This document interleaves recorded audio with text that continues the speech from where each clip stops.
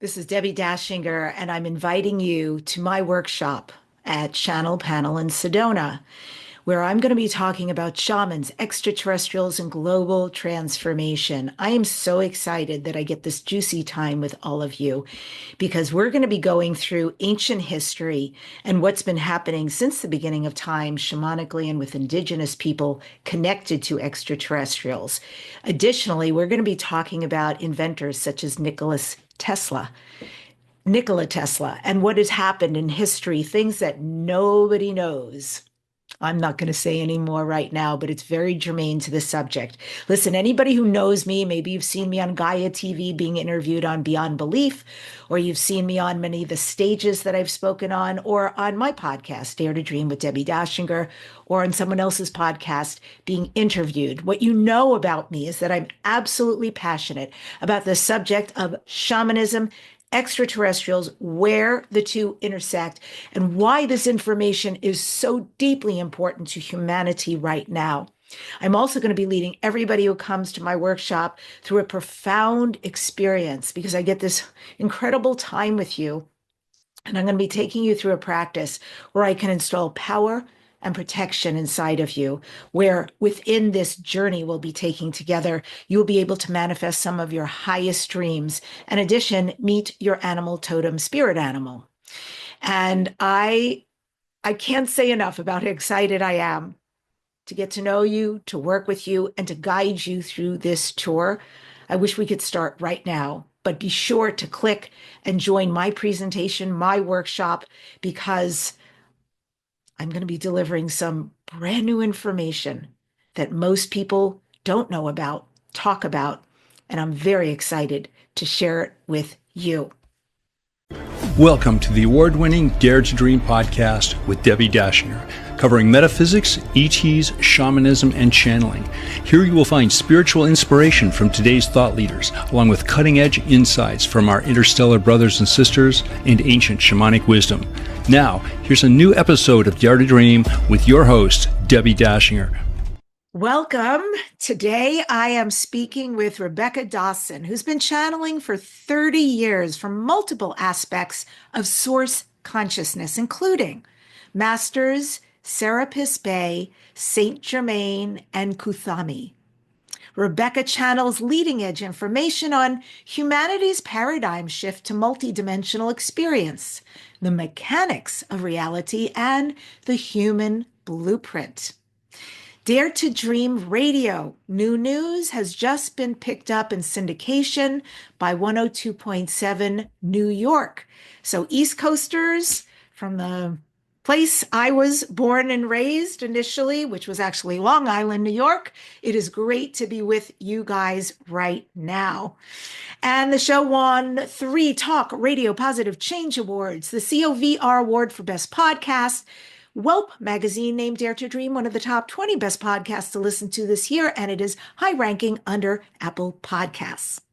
This show is sponsored by Dr. Dane here and Access Consciousness. They do energy work out into the world. If you'd like to become a facilitator or take one of their classes, go to drdanehere.com.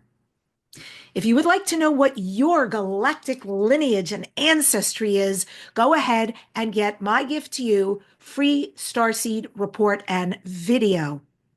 You can explore over 19 different types of starseeds. It is really captivating galactic origins information. I'm so excited about it. Lots of people are grabbing this gift, and I'm thrilled they are because now is the time. And I know so many people are wanting to know what planet, what solar system, why, how does that create who I am, my weaknesses, my strengths, my physicality, my career, my love life, all of it.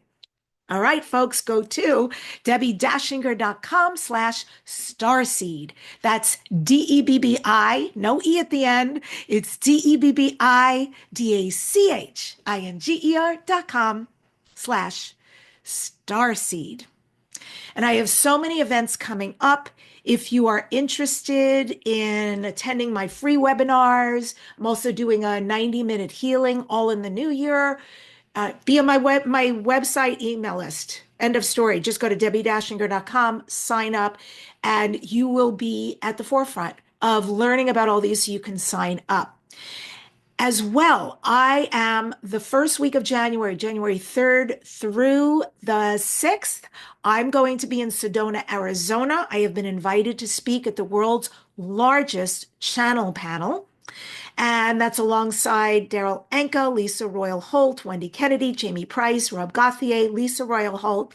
Amazing people, all of them. So start your new year off with me and with them. What a better way. What better energy to be in to start out 2025. And finally, after that, February 7th through the 10th is the 23rd annual LA Conscious Life Expo. My guest, Rebecca Dawson, and myself, and so many brilliant presenters are going to be there. You must get your tickets. There's no reason to miss this. Come be with your tribe, your like-minded community folks. See us in person, learn from us, take our workshops, all for the price of the ticket. Go to debbidachinger.com/CLE to get your ticket right away. It is the event of the year. It's DEBBIDACHINGER.com/CLE. And that leads me to my guest for today. She hasn't been here for several years, so it is so timely to have her back. Rebecca Dawson, internationally renowned channel, who experienced a spontaneous spiritual awakening at 18, launching a transformative 30-year journey of delivering wisdom from source consciousness. As a pioneering teacher of teachers, Rebecca collaborates across diverse fields, including natural medicine, business, education, and emerging technologies, helping practitioners amplify their energetic capacities. With thousands of channeled messages, dozens of global workshops, and 4 published books, Dawson has dedicated her life to expanding human understanding of consciousness and potential. Originally from Australia and now based in the USA, she travels worldwide, sharing profound perspectives and her deep love for human evolutionary potential. You can learn more at her website at RebeccaDawson.com. It's DAWSON.com. And with that, I welcome Rebecca Dawson to Dare to Dream. Welcome back to the show. Thank you, Debbie. It's so wonderful to be here with you again. Yeah. In a new conversation, new potentials, new possibilities today. Yes, new versions of us. Right. One of the new pieces of the new version of you is this move. That's a pretty big move to leave Australia and come to the US. I want to know, how is it going for you? How are you liking this country? It is a big move. I mean, I've been visiting the US every year to explore more because I just find in general that the American population is very inquisitive and less conservative, perhaps, than other places in the world in terms of expanding and asking questions and not being afraid of asking the questions. And I just love that. So the energy for me here has always been very expansive. It was a bit of a surprise moving here. It wasn't something that was planned. And it's just kind of unfolded over the last couple of years. And at the moment, I'm based in Tennessee with my beautiful partner, and not quite sure where we will be next. We're looking for a new home. So somewhere in the US. There's so many options. And what's beautiful about not knowing where you're going to land is you get to take lots of trips and experience different places before your heart knows where your new home is. That's true. We've certainly been doing a lot of that. But I feel deeply actually not having that sense of location in the past 2 years while I've been here has been a real deepening into discovering what it means to be stable and belong within yourself. And that's been wonderful. Absolutely. That's very interesting, actually, because I know a lot of people who are nomads these days. I am amazed, moving to Tulum, Mexico, and they're there for however long, even a year, and all of a sudden, well, now Canada's calling to me. Well, now Thailand. I love travel, but I think I need a nest. I do need a home base. I'm a nesty kind of person. Yeah. And I feel that's a deepening actually that's happening in 2025 and beyond. For a lot of people in the past few years, because I speak to people from all around the world going through their transformations and openings and moving out of the old and moving out of structure and out of routine and out of our identities and roles has really been the flavor for the last 3 to 5 years at least. And 2025 and 2026 is going to bring us more collectively into a deepening of really wanting to be here and really wanting to anchor in. And that's something very different because that wanderlust can be driven by our consciousness wanting to expand and understand more, but it's also led us out of habitual ways of doing things, habitual landscapes, habitual relationships, which has been really disruptive for people. For 2025, 2026, there's such a great arising that's happening within people that's really about now we really want to be here. Now we really want to stabilize. Now we really want to anchor in. So it'd be interesting to see how that emerges for people in the months and couple of years ahead. Yes. And listening to you say that, I have a curiosity. I know in this moment we're in a retrograde, and I've been reading some about that. And one of the retrogrades in particular, the one that has to do with Mars, also has to do with anger and boundaries. And I'm also hearing a lot about the unfoldment 2025 and going forward of honesty, transparency, which I think we're going to see in corporations, right? Even if that, I don't imagine they want that. Politics, I don't imagine they want that, but it's coming.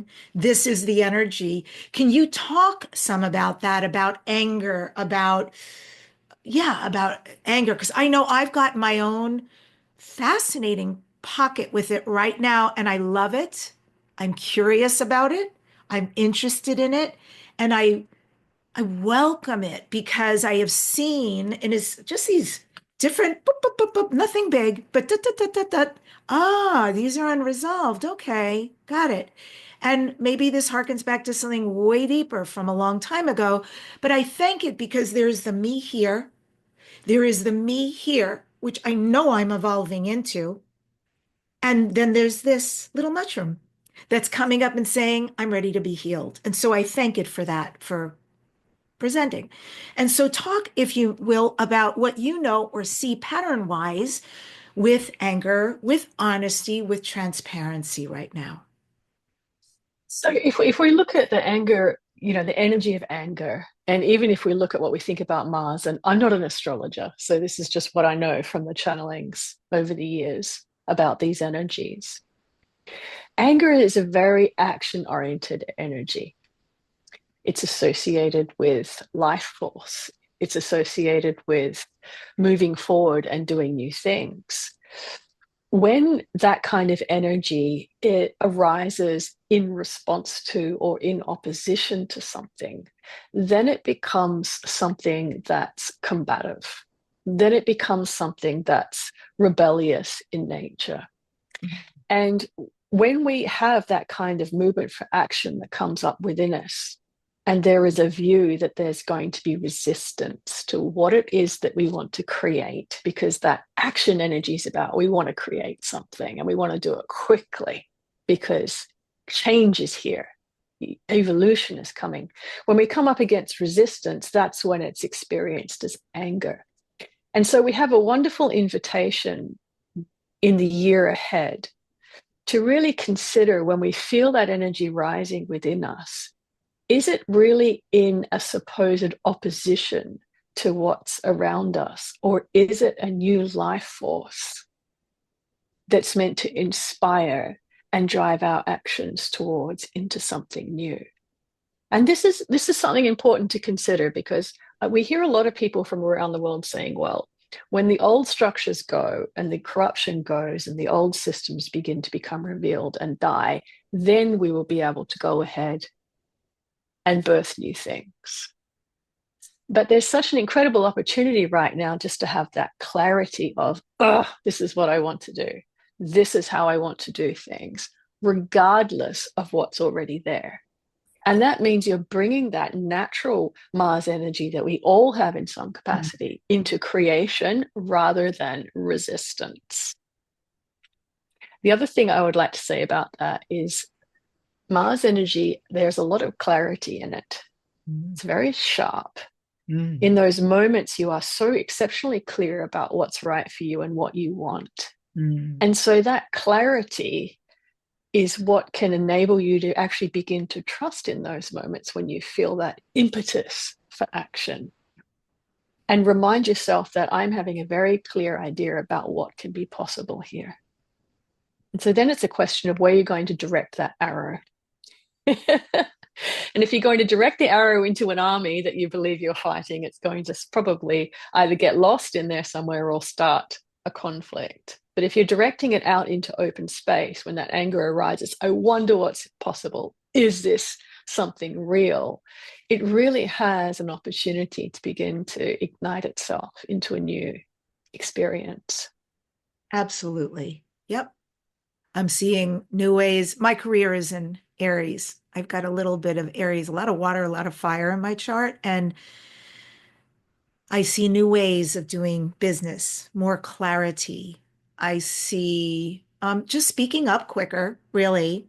Like some of the things don't even, in a way, have to do with me, but it's really someone else's behavior that's been impacting other people, and I'm not okay with it. So it's been very interesting to give myself permission to go, oh, well, the way out is through, so I'm going to just start communicating, really. Communicating is it.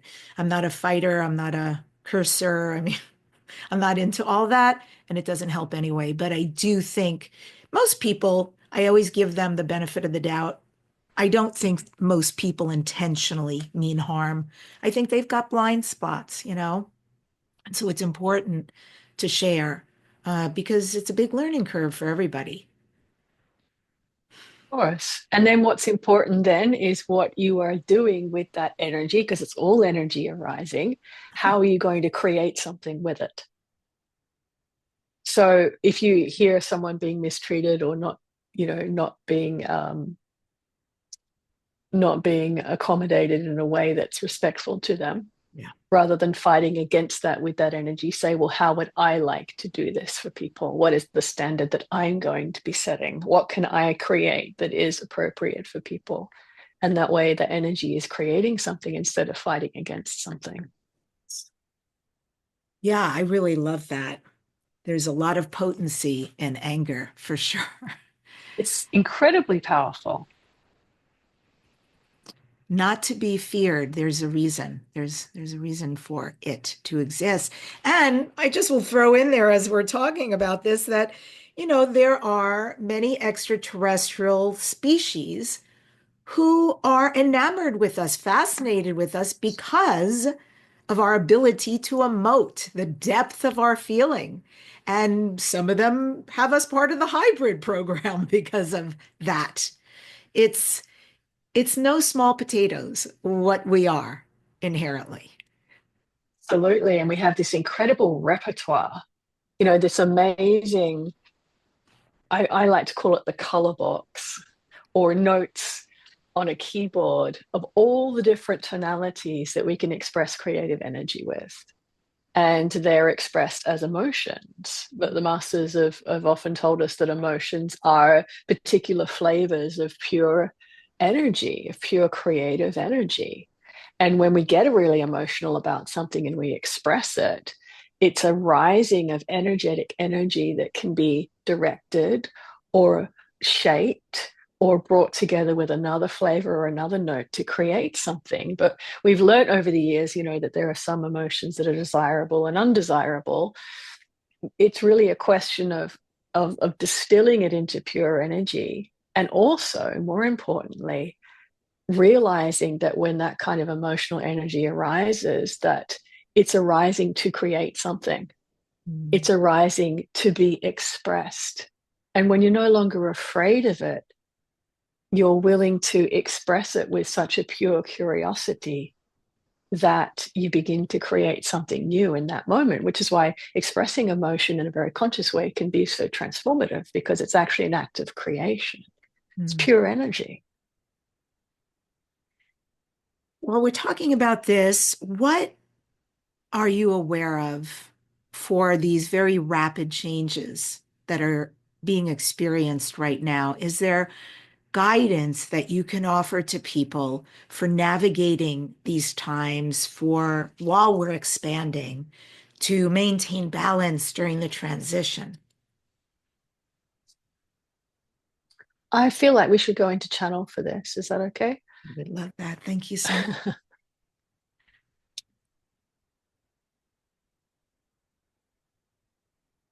Greetings to you. We are with you. Thank you. Thank you for being with us. In our view, the greatest capacity for the human at this time to experience joy in their expansion is to completely be inclusive with the self. Now, it's one view to attempt to become inclusive with others. And we hear many conversations about this. How can I reduce my sense of separation? How can I remove my biases? How can I become more connected with humanity? And yet it is the ability to become inclusive within your own experience that in our view is the most potent and important experience of transformation. So when you speak about emotions, for example, or you speak about that which you believe should be remedied or dealt with, or that it's unfinished business, to use your terminology, within the self, it's very important to realize that it all belongs there. Whatever you feel, whatever you have experienced, it all belongs. And when you realize it belongs because everything you have experienced has been an expression of source consciousness acting through you, you move into a sense of compassion and awareness for it. Humanity cannot become truly unified as a species until you become truly unified with your own experience as a human. And so 2025 and beyond is an incredibly important time for humanity to return its sense of value and importance to the self. Because when you can be inclusive with the self, when you can be clear that I am human, this is it, and everything I experience and feel and see is valid, then you are unifying the human experience. And only then can humanity become unified with each other. So there is a great deal of opportunity in 2025 and 2026 particularly for the human to become so at rest, so in confidence with the self, because you are moving through many experiences that with that which you believed you had confidence in, that which you believed was more stable than yourself, that which you believed was more consistent in pillars of values, will become very obviously unstable. And while this may be a sense of illusionment or a sense of betrayal for many, it is ultimately a return to having complete trust in the human that you are. Because the systems and structures of your reality have convinced you that you cannot be trusted as much as they can. And it all comes back to being inclusive with yourself. Everything. Yes. Everything is valid. Everything belongs. And when you realize that everything in your experience belongs there, and everything you have experienced belongs there, and everything you will experience belongs there, you can finally belong to each other. And that is the unification and evolution of human consciousness. And that is what we are all eager for. And that is why all of your brothers and sisters from other realms are here to witness this reunion, but it is a reunion with self. So powerful because that is exactly what I'm going through. Maybe I just preempted 2025, but I know at the core of a lot of what has come up for me to rectify is turning back the finger to me, worth and value. So I'm amazed to hear you say that. And such an important question. I think it's important for the whole spiritual community. And when you say, basically, here's what I hear you saying, that we need to anchor into ourselves because what is to come will be a modicum or maybe a big amount of chaos, and there will be collapse, but there will also be some feelings of betrayal. Can you say more specifics about collapse and betrayal and what most probably will be coming? Well, it's already beginning, but there is an acceleration that is about to emerge within your reality, whereby that which you found your stability of belief within begins to collapse. And this is prevalent, particularly for those within the spiritual community, because even within your ideology and structures of knowledge for spirit, you will discover that none of it is more powerful than your own existence. And so there are many, even within the spiritual community, that will become disillusioned. And that's important because let us not underestimate how systems of knowledge and structure have also permeated within these realms of exploration, right down to the very core of the identity for the human.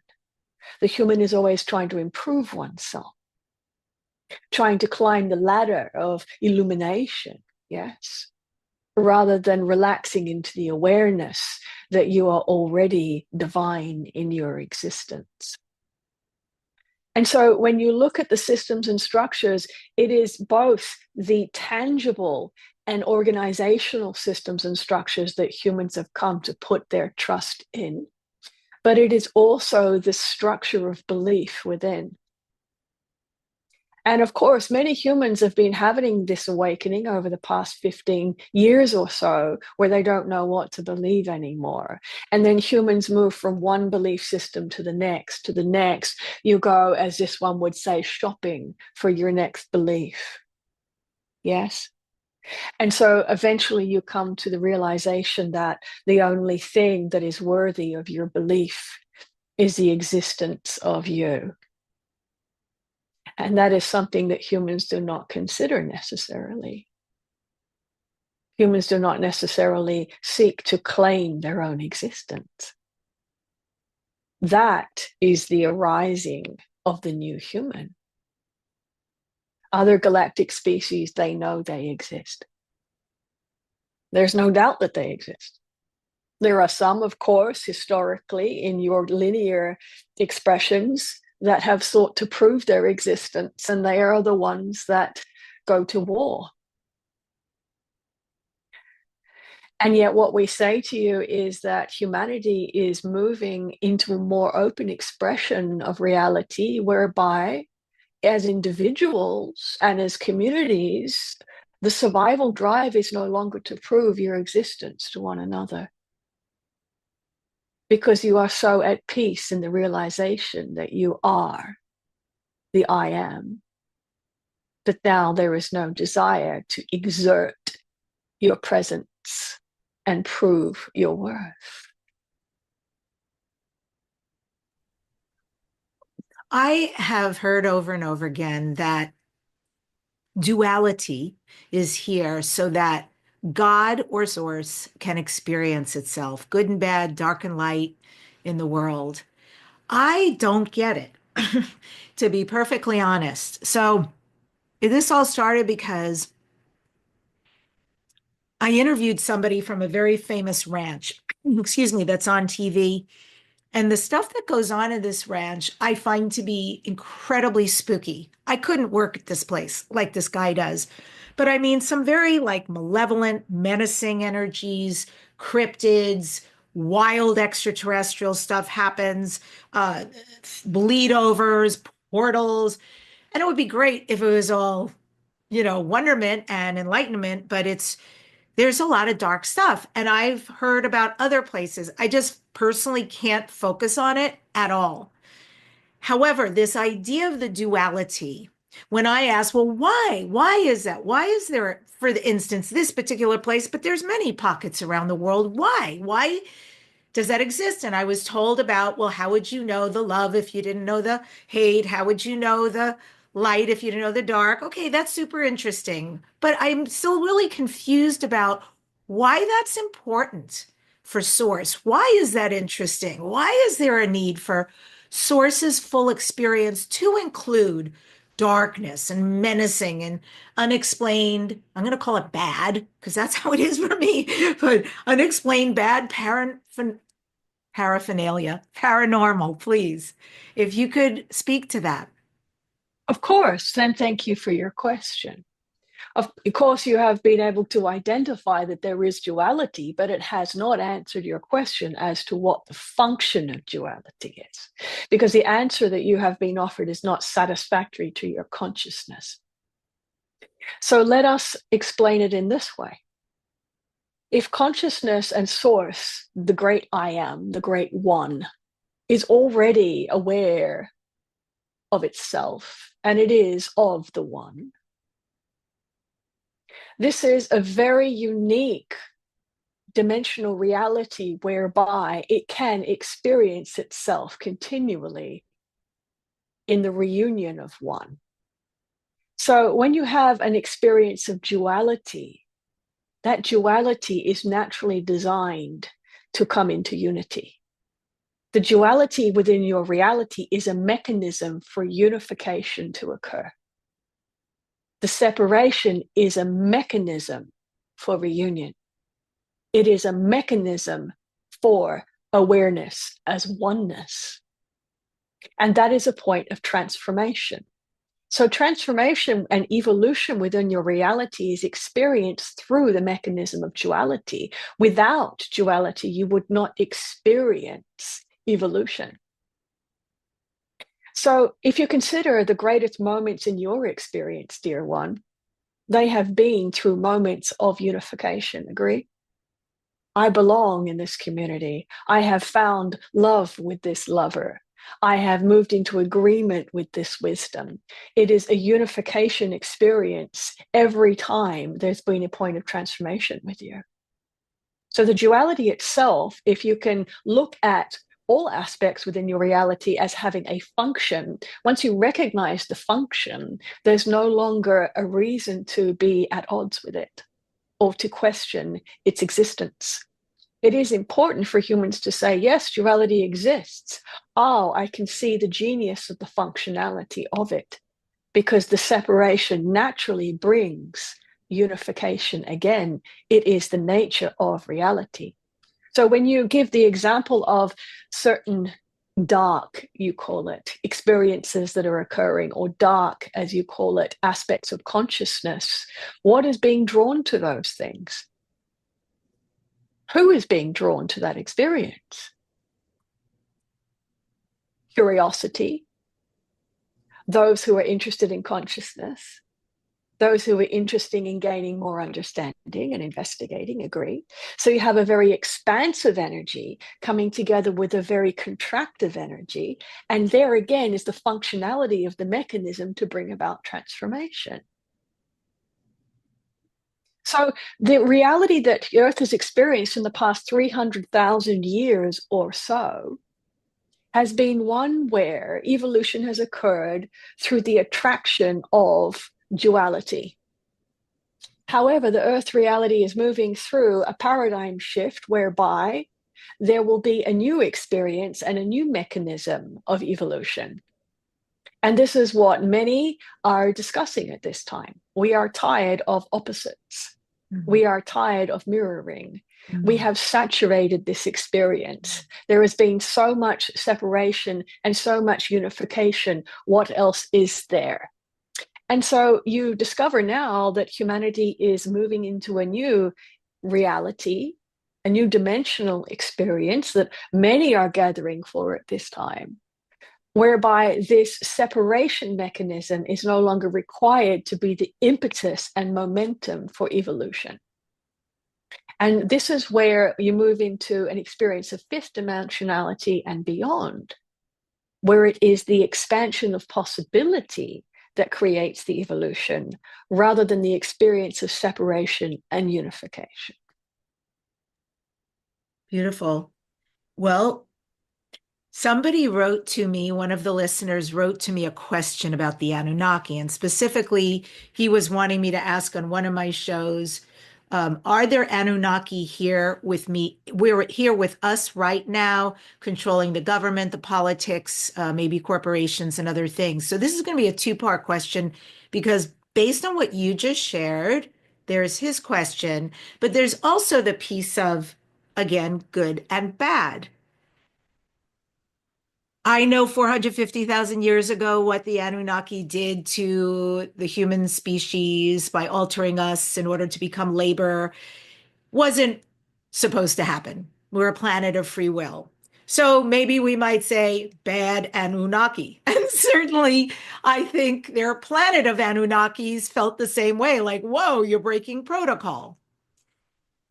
So are there good and bad Anunnakis? I already know there are definitely good reptilians. I want to get that out there, but I'm going to go also so far as the Dracos, because they also have a bad rap.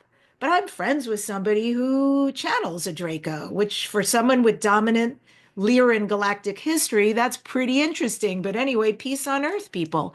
So that's a two-part question to answer this gentleman's inquiry, which is, are there Anunnaki still on the planet? Are they doing anything? Are they manipulating? And then the second part of that, is there good and bad Anunnaki, reptilian, Draco, etc.? Well, let's bring it back into the paradigm of the reality within which this question is being asked and the reality within which you are listening to the response. Because if you are here in a third dimensional cause and effect duality reality, that is how you are going to experience these species. Just as you experience humanity in this way, you will experience all species in this way. And this is a very important point, because this is the nature of your reality. It's a separation reality. So if any species is going to emerge within your reality here, particularly in a physical way, it's going to fractalize itself or split itself into two. That's the nature of your dualistic reality. Now, there are many species that are emerging in the awareness of human consciousness at this time from other galactic systems and other dimensional realities that do not appear to be or are not experienced as a dualistic expression. Agree? So, for example, there are those that some would call the Pleiadians, for example, or some would call the Antarians, for example, and the way they are experienced within the consciousness of the beings who are experiencing them in their human form is not dualistic. And it's not dualistic because the consciousness that is enacting that communication is beyond the third, fourth dimensional vibrational field. So what we would say is anything that is being experienced within this third, fourth dimensional reality is going to be experienced in duality.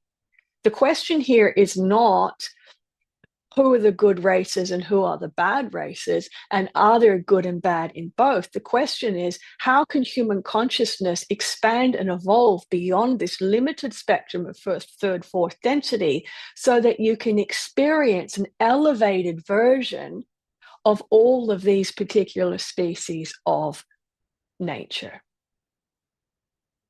That is how we would answer the question. And are there Anunnaki still involved with us today, or no? Of course. Why would we say this? Because as long as your awareness is still in third, fourth density, that is where a point of their awareness is.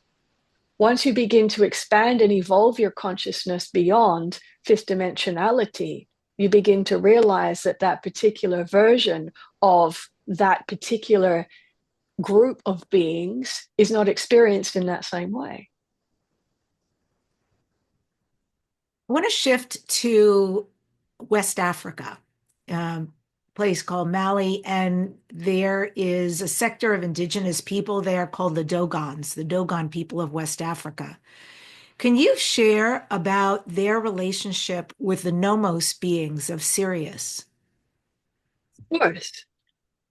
Well, what you will discover, dear one, is that they, in their capacity to view and their capacity to sense reality, have been able to move into a state of awareness whereby there is very little distinction between the physicality of their location and the physicality of location of other species. So this is really not only a sense of kinship, this is a practical, in our view, way of being in the environment that enables them to move beyond what is necessarily limited to third, fourth dimensional viewing.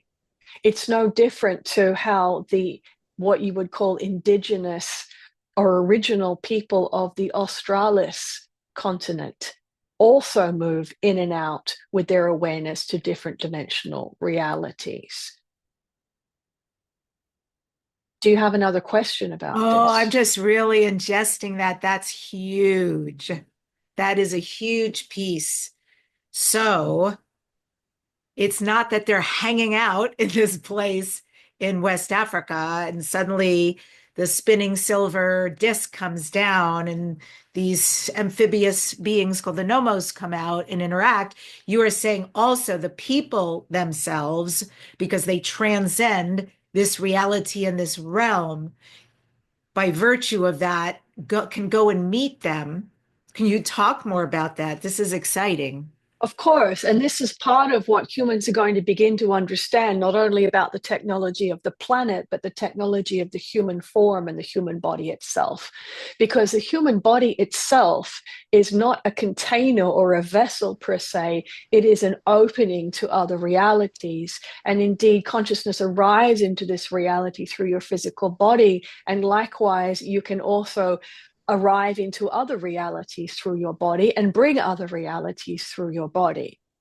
So these very original, we won't call them original peoples, we will call them ancient peoples, are very, very aware of the capacity of their body and aware of a similar capacity of the planetary system itself, whereby they are aware that the planet is not a solid form that contains, but rather that it is a portal or a doorway that allows things to arise through it. They are also aware that if they are very anchored within the earth energy itself, it opens up the planetary experience to enable things to emerge through it. And that is why they are called the keepers of the earth, because the earth itself is a portal to other realities.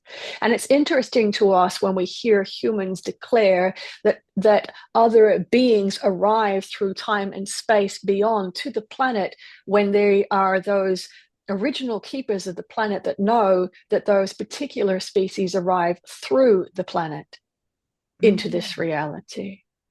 Okay. And the body is a model of the planet itself. It's a question of scale. Whoa. Okay. So that said, through the planet, there is a Hopi legend that says that the Hopi Indians were saved twice during earth cataclysms. Once during a fire that destroyed the earth and another during the Ice Age. The story is that the Hopis were saved by the ant people living underground inside the earth. Is this a true story? And if so, can you share the details about the Hopi experience and who the ant people were or are? Well, what we would suggest is, based upon what we have alluded to within this conversation, the center of the earth is not so different to the center of a star, and your scientists are beginning to discover this. There are already many discussions within the scientific realms that are suggesting that the Earth is not designed too differently to the sun itself, whereby there is a great opening and void space within it. Oh. So it's not so much a question of a species living under the ground rather than a species arising through the planetary center into the Earth reality. Okay. I'm following. And what about the ant people and the Hopis? Well, how is it that they were appearing to arise? Well, the Hopis were going to be wiped out in these cataclysms. And the ant people presented, well, I'll tell you how the story goes, and then you can reframe this as it actually was. But the idea that, the ant people came up through the underground to the above ground and basically ushered the Hopis in and said, we will save you.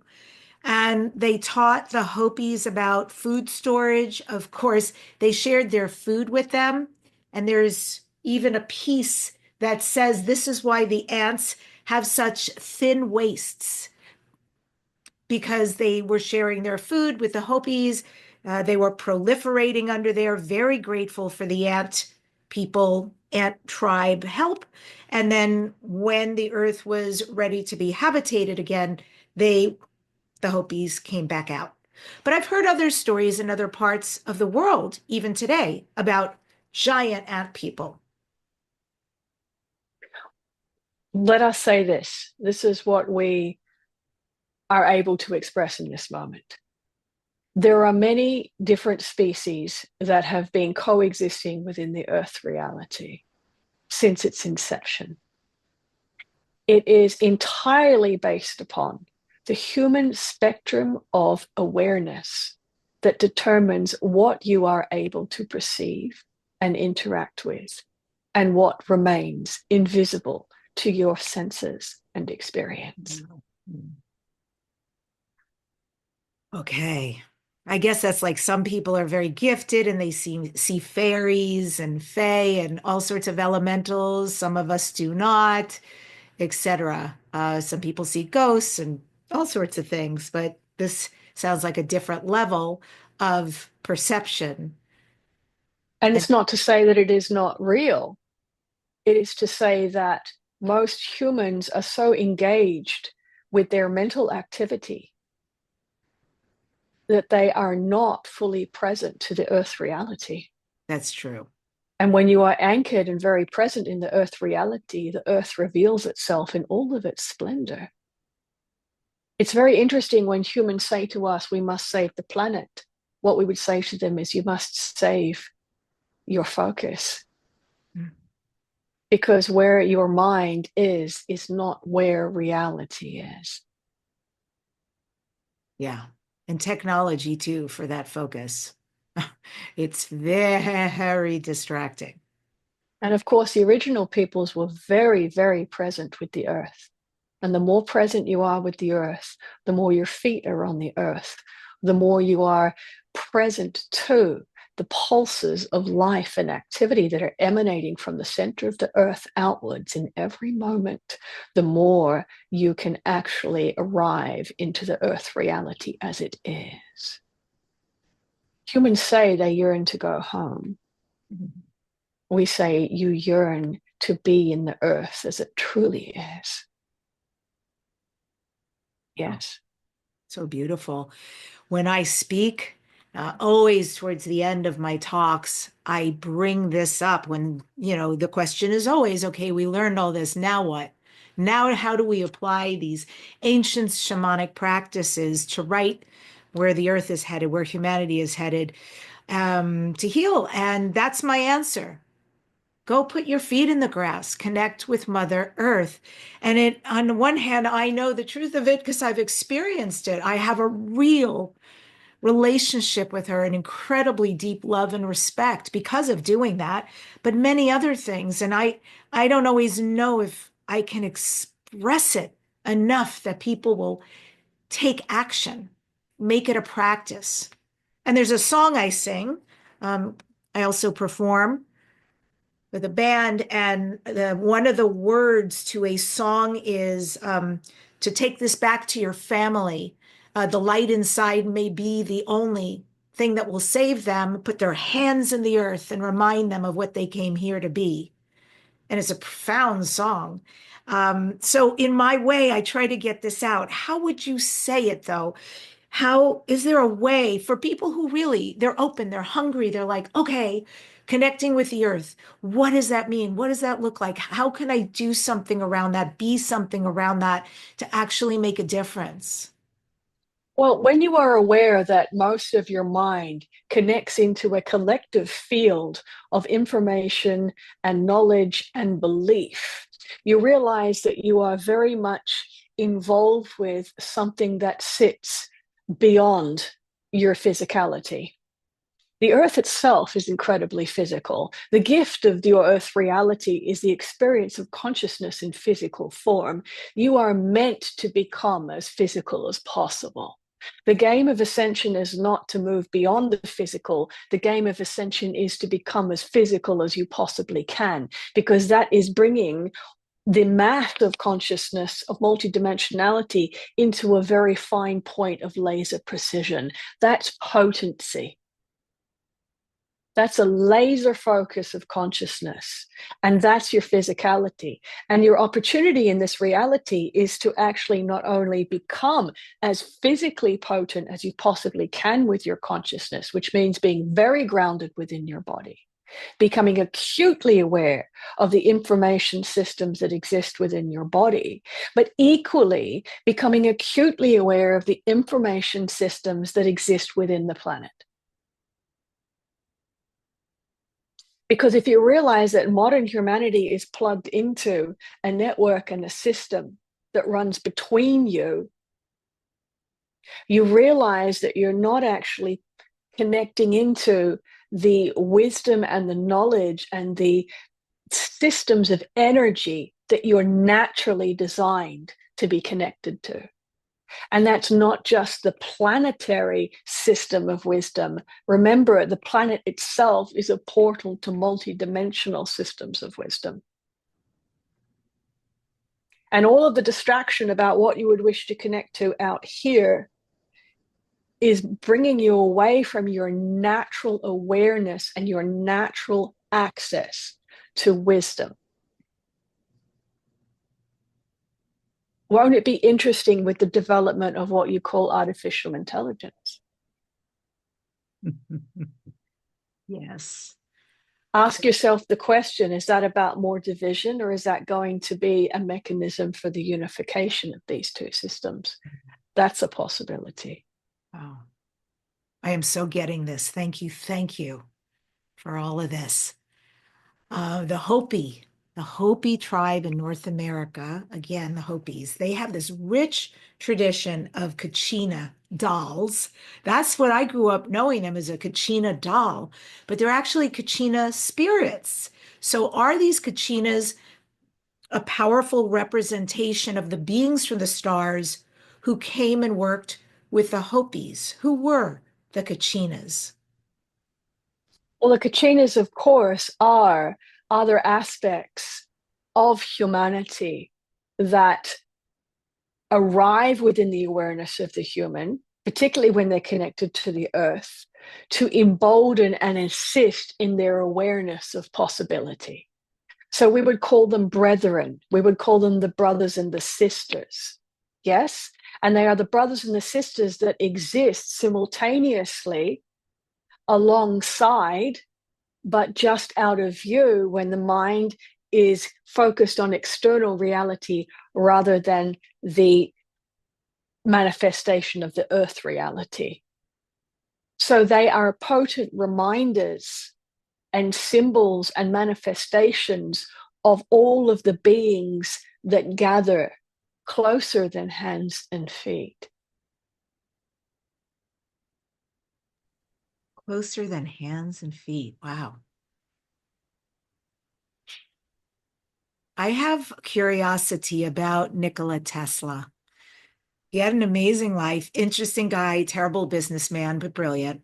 And I have knowledge about Nikola Tesla and the trances that he would go in before coming back with new inventions. Can you talk about that? Because what he experienced is very akin to what a shaman experiences during their initiatory stage, uh, near death, rebirth, coming back with wild talents, etc. What was going on with Nikola Tesla? Can you talk about that? Well, in the context of our conversation thus far, let us clarify that it is not a question of going into an altered state of consciousness to go out. It is a question of going into a very controlled state of consciousness to go deeper within. Because remember, when you're going deeper within, you can access the all. There is a portal that exists within every cell of your body, just as the center of the earth is also a portal. And so this is an acute ability to relax into the center point of the body. And this is why this being you speak of was very interested in studying energetic systems and fields, because they knew that at the very core of existence, that was the opening into all possibilities. So the quest to discover energy was the quest to discover the doorway to all possibilities. This was a being that was actually interested in evolution.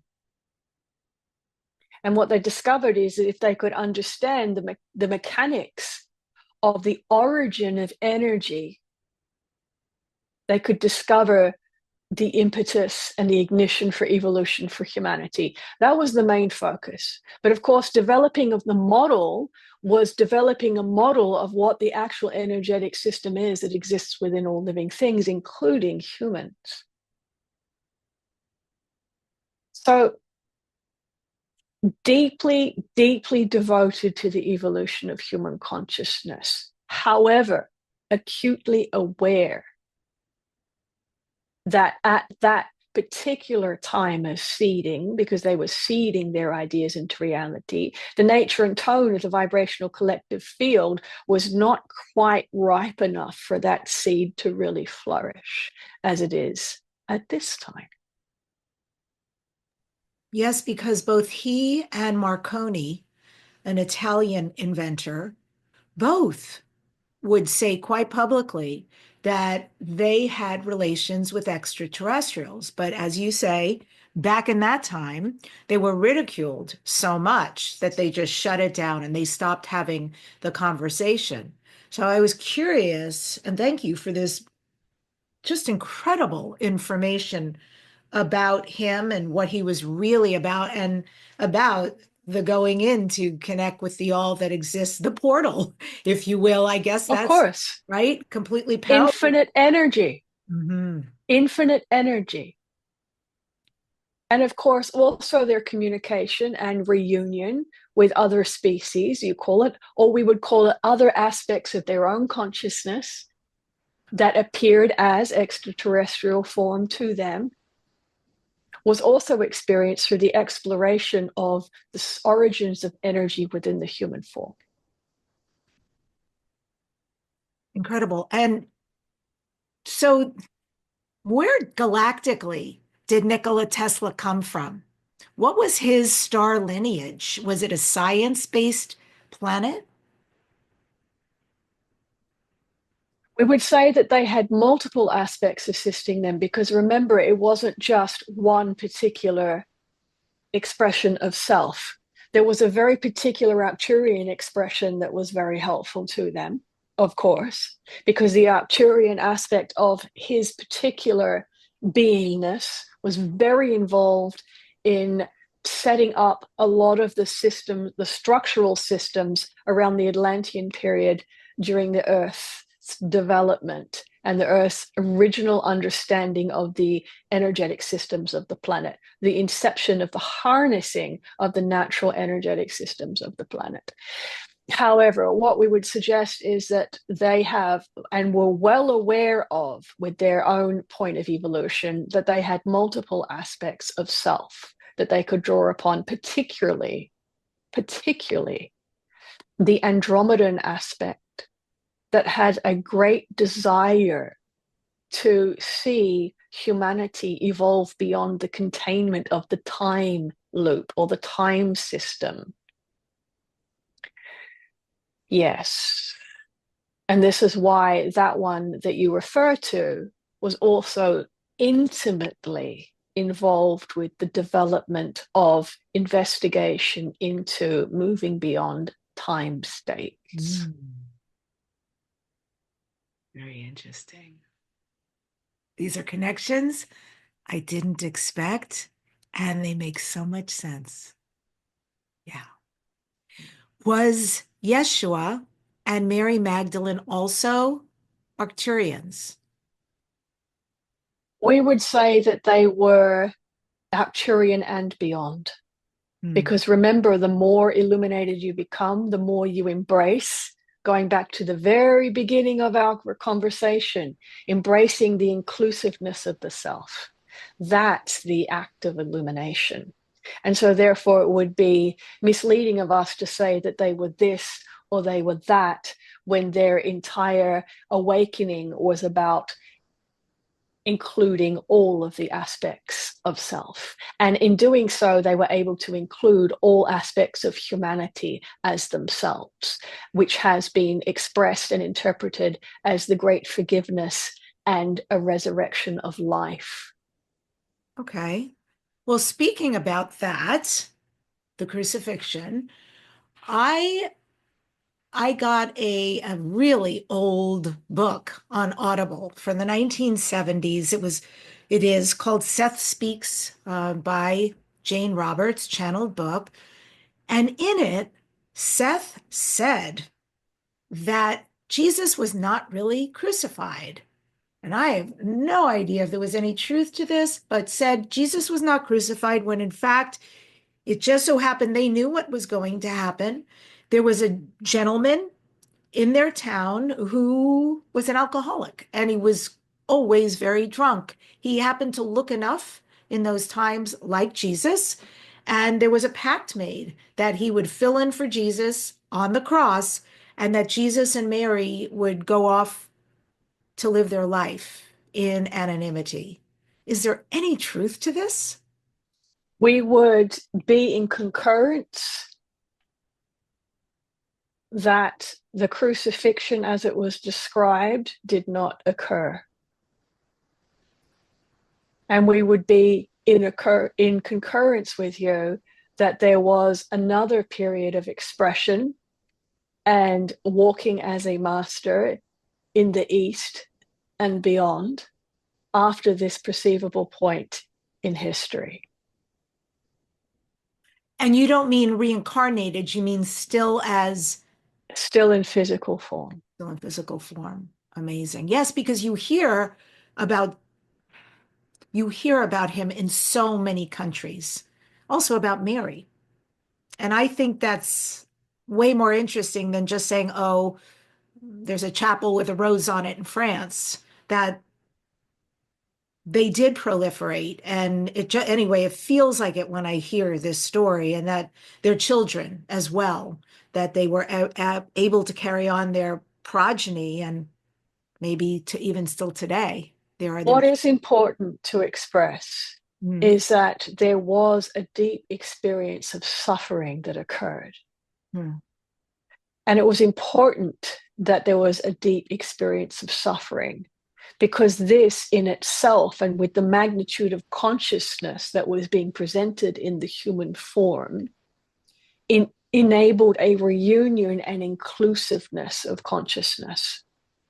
To have that intensity of suffering and to actually be inclusive of it was an important experience of unification that ultimately liberated and illuminated that consciousness even more in that moment. And are you speaking a collective suffering, not an individual suffering? In that experience, the one that you speak of, the one known as Yeshua, experienced the collective suffering as personal. Yes, because in that moment there was no separation. And it's not to say that what you call the crucifixion occurred in the way that it was described, but we would say that there was an intense experience of suffering involved within that experience. Incredible. And we don't want to be detailed about physical suffering, mental anguish, and emotional experience. But let us be clear that there was a transformation of suffering within the internal space. Amazing. Thank you for that. It's big information. Well, it's important because all humans suffer. So when the Christian people say, and forgive me, everybody, if I bastardize this, raised Jewish, but I hear it enough out there that, like, how do they say it? Not the sin part, which is I'm starting to hear, but that's not at all what I'm talking about, but that he suffered that we might know, or that he might take away our suffering, something like that in their language. Is this what you're also, maybe the aftermath of that transformation of the suffering is? Well, when you are aware about the nature of consciousness and you realize that you are all one, your devotion shifts from being in service to others to a deep devotion of the consciousness of self. Because what you realize is what you transform within you transforms your entire reality and perception of humanity. Yeah. So the focus from being in service and in demonstration to others shifted to a complete devotion of self.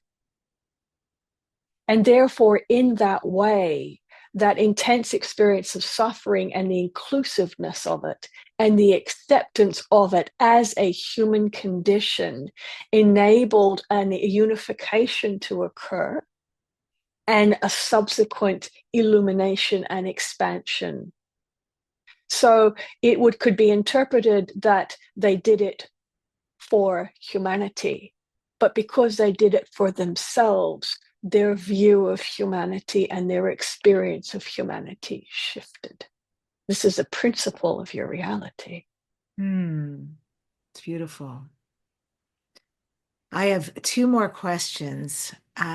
One is about the Mayan people and the lost civilization about Maya.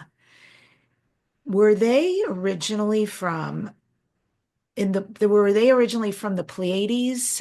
There is a planet called Maya, Maia, as opposed to their spelling Maya. What about the Mayan people? They're very fascinating, their galactic history and their reason for being here. We would agree. Oh, And we will often ask the question, where did the Mayans go of humans? right. Because there was a collective agreement for them to leave at a certain time or a certain moment in the human experience. We would say that they come from a very specific group of planets, not too far in distance from what you would call Alderon. And what we would say is that they arrive for a particular period of time to actually anchor into the information and energetic system of the Earth's planet, not only to contribute to the expansion of its field of possibility, because they were anchoring possibilities for the Earth blueprint into it, but also to experience that density of the calibration, the caliber of their vibration in a new way. So there was very much about really feeling into the density of the body, really feeling into what it is to be concentrated in form. And so many of their rituals and practices were about the density of the human experience. They were very much about really feeling that sense of compression within the body, that sense of density within the body. And so many of their practices were about feeling incredibly physical. How physical can we become?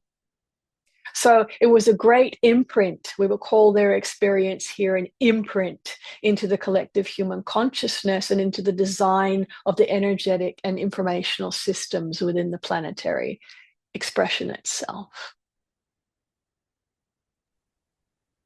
Very, very interesting. Yeah, I'm thinking while you're saying that, when I first started awakening to all of this, because so much was confusing to me, I was getting messages and downloads about who I was. I didn't know what to do with the information. And just one piece of the message was about, that I was a shaman, which I was like, I had no idea what to do with that. And so I was gifted with some past life regressions.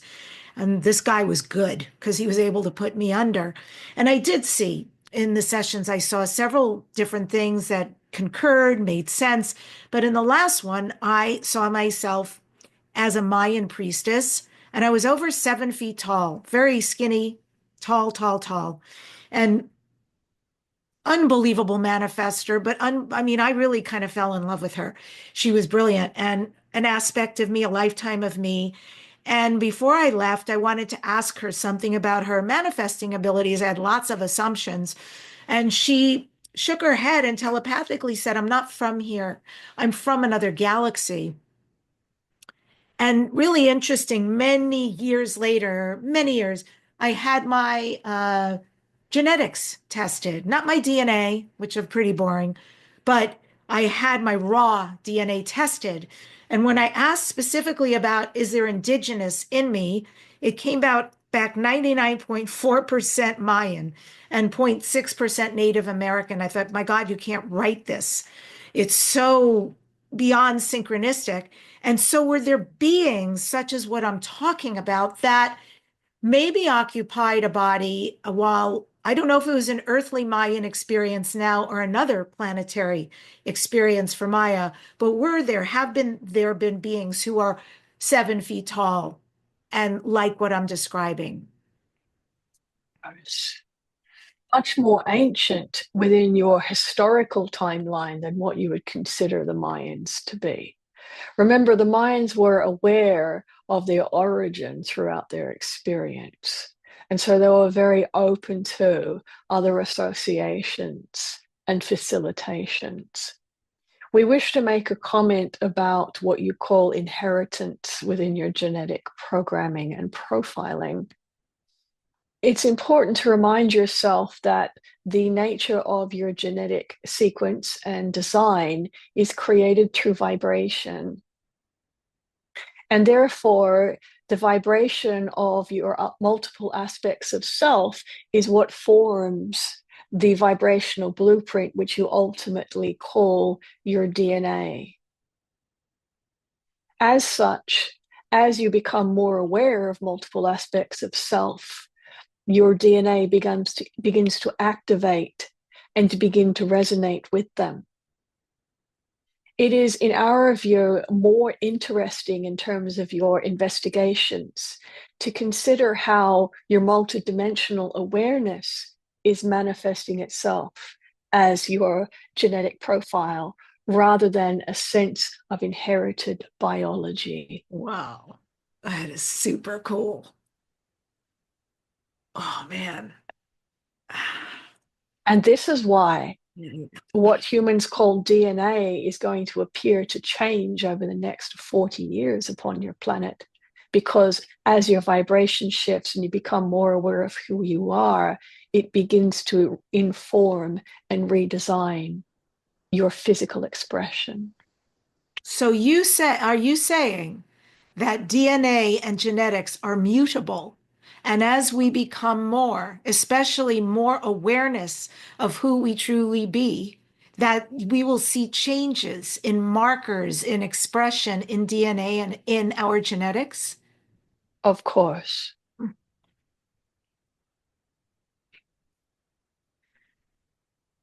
Okay, last Ask yourself yes. if inheritance is something that comes from the past or if it is something that arrives from multiple dimensional realities.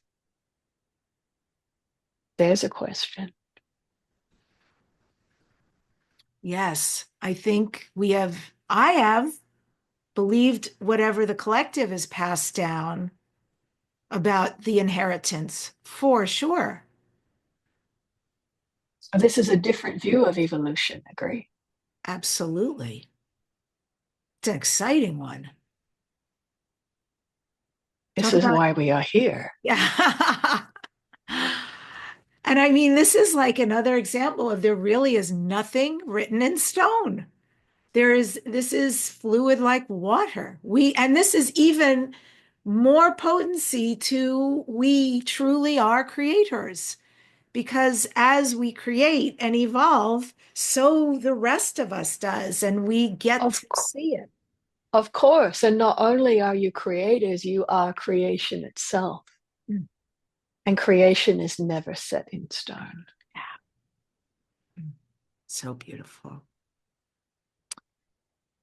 The last question is about the Lyrans. Earth is said to have Lyran genetic roots, that these ancestral connections with the Lyrans, do we have latent Lyran traits that we're able to access or develop right now?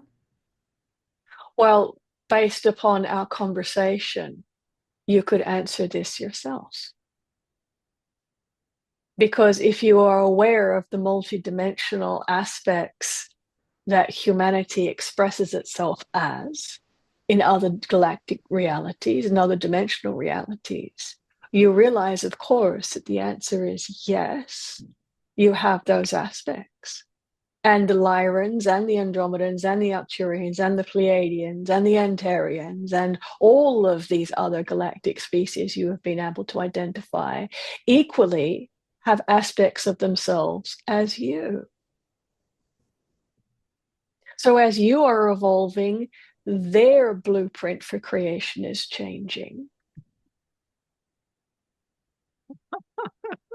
As they are evolving, your blueprint for creation is changing because you are all one. And this again brings us back to the theme of our conversation about the importance of the inclusion within yourself. In our view, it is only preliminary for humans in their awakening state to identify with one particular galactic aspect, rather than an entire orchestra of aspects. A symphony of aspects. A symphony of creation. Yeah. Really, really, we are all one. Yes. Anything you want to say here at the end?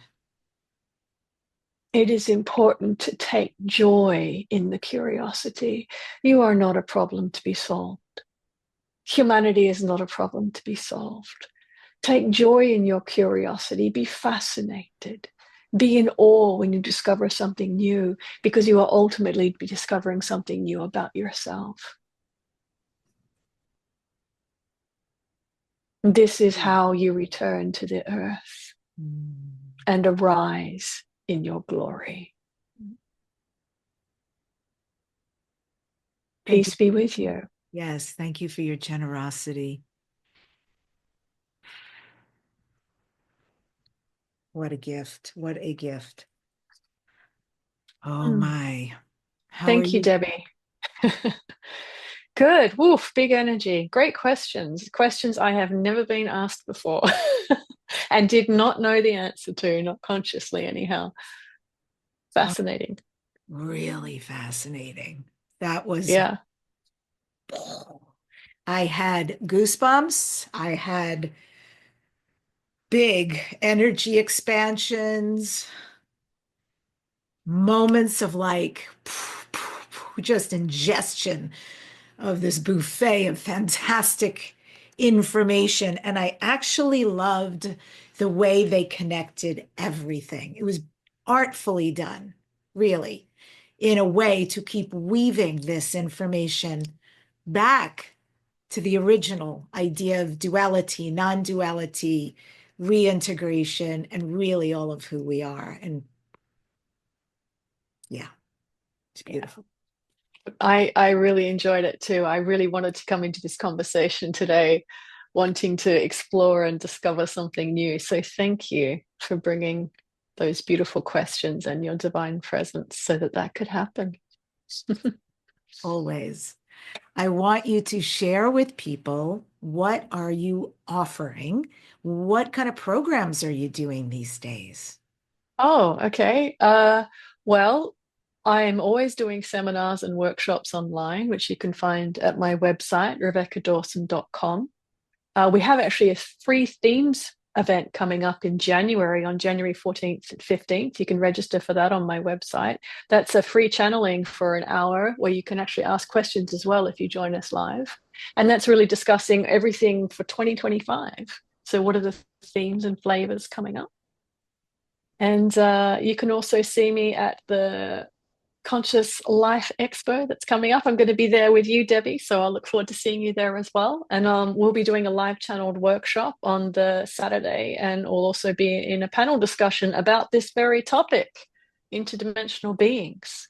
So I look forward to contributing to that also. Oh, fantastic. Wonderful, wonderful. Oh, I hope I'm free to go see that panel. Oh man, that sounds really good. Right up my alley. So folks, if you'd like to see Rebecca Dawson in person doing her thing, 23rd Annual Conscious Life Expo in Los Angeles at the LAX Hilton. It is February 7th through the 10th, 2025. The link is in the show notes or description. And for those of you listening, just put it in your head or write it down in your phone, DebbiDachinger.com/CLE for Conscious Life Expo, DebbiDachinger.com/CLE. Get your tickets. And Rebecca, what do you next dare to dream? What are your future dreams and goals? Oh, discovering freedom in new ways in 2025. That is what I wish to discover next. And I don't even know what that is or what's possible. So I'm going to be very open about discovering a new way of expressing. That sounds big. That sounds yummy. So We'll see. Yes, it's a journey. And wonderful about this free offering you've got in January, the 14th and the 15th. You can go to her website, RebeccaDawson.com, for 2025 questions and answers and channelings. Sorry, please. Sorry, I forgot to mention, you can also go to the website and you can download a free copy of our most popular book too, The New Human Experience, which will explain everything from the shift from 3D to 5D. And we're offering that for free at the moment because we want people to be aware of what's happening. Yeah. Yeah. Super important. Thank you for that gift. I end today's show with this quote from Terence McKenna.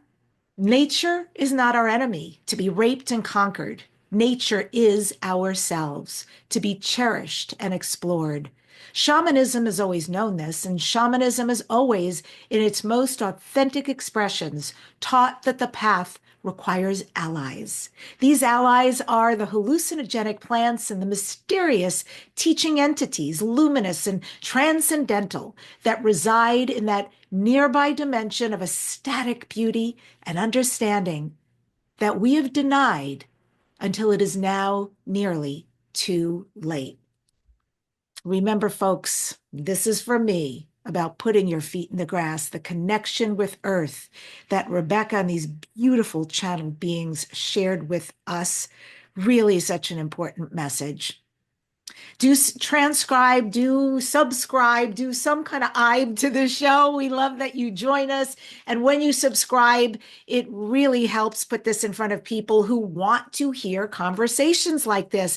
You're going to want to subscribe anyway, like, comment, because coming up on the show in the next weeks, starting this Thursday, Suzanne Giesman, Thomas Winterton from the Skinwalker Ranch, Tricia McCannon, Jason Quitt, Marie Diamond, and Barbara Lamb. These are going to be unbelievable conversations. Thank you so much for joining us today on Dare to Dream.